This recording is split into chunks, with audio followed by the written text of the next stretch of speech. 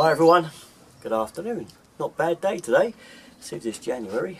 Okay, I've had an email through from Peter Smith and he gave me an idea to tell you what he does to save water with his Combi boiler. So this video really is all about those of you with Combi boilers.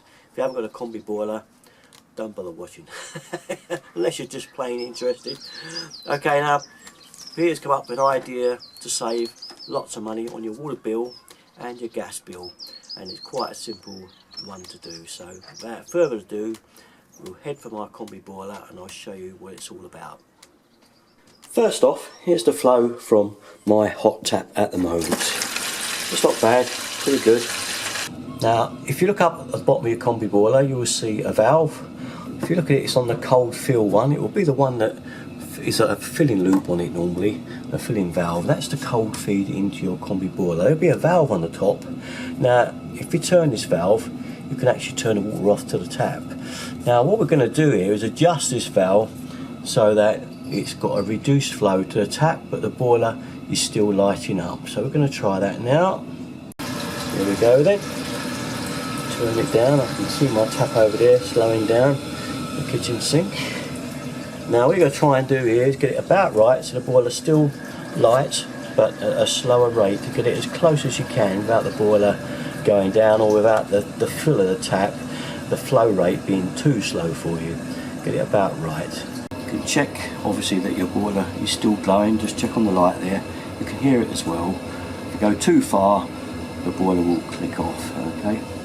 Mine's at that rate at the moment. I'll turn it down a little bit more, I think it will do it. So that's about as slow as I dare go.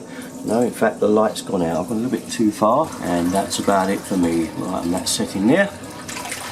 Now one thing this will do is make the water a lot hotter at the tap, because the slower it goes over that heat exchanger, the hotter the water will be. I did have a video on that telling you how I can make this water hotter by just turning that valve down. Now as we're running a lot hotter out of the tap now because the flow rate is reduced, we can turn the heat down so that now it's not heating the water quite as much as it was before, in fact half the amount at least, because we can shut that down, because we actually only want warm water out of the tap. We only really want it to wash our hands. Having a bath, obviously that's different. You've got to open it back up, put it back to normal.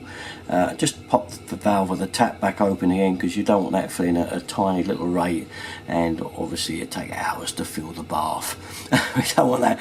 But the idea is that you've got to be usable. You've got to be able to get back to this and just alter it as you want it. But this means quite a massive saving, obviously.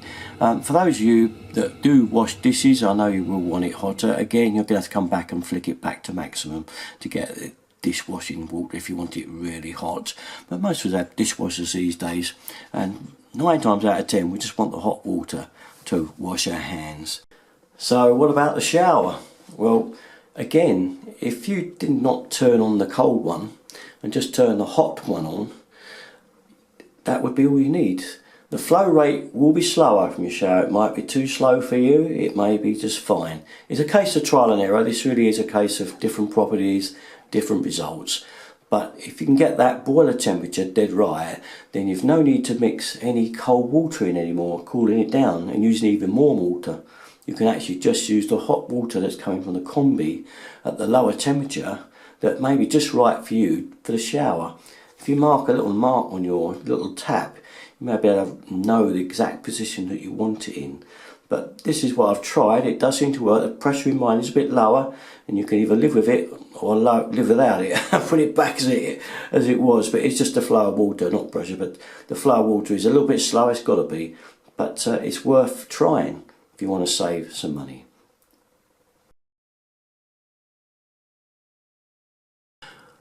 Now looking back at that tap, if you find that you could mark it somewhere, Peter's marked it with a pencil on the side of the valve body there, so it lines up. Anyway, then you'd know where to set that blue valve back to for the inlet pressure that's right for your hot water.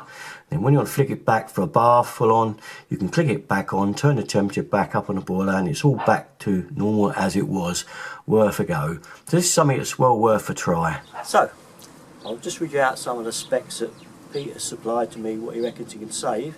He reckons it's 60,000 litres of water per year, okay, and £140 on your water bill, and the same with the gas. That's quite some considerable saving if you can be vigilant enough to use it and do it like that. So it's really your saving and your choice.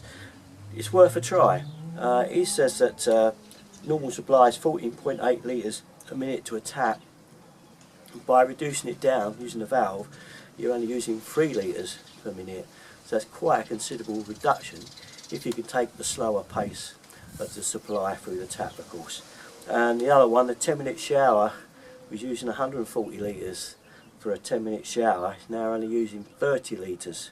Again, that's another one you can mess about with and play around with. There's nothing to lose anyway. All these things are worth a try. As I say, £140 savings, quite big, and that's over the year, I know, but everything's about saving money these days, so I think anything like this is well worth a try. And I've got to say thanks to Peter Smith for sending me that one through. Fancy giving it a go, give it a go, but it really is your choice. Just something I'm putting out there that was put to me. I think it's quite a good idea and worth a go. Okay, that's it then, Mo.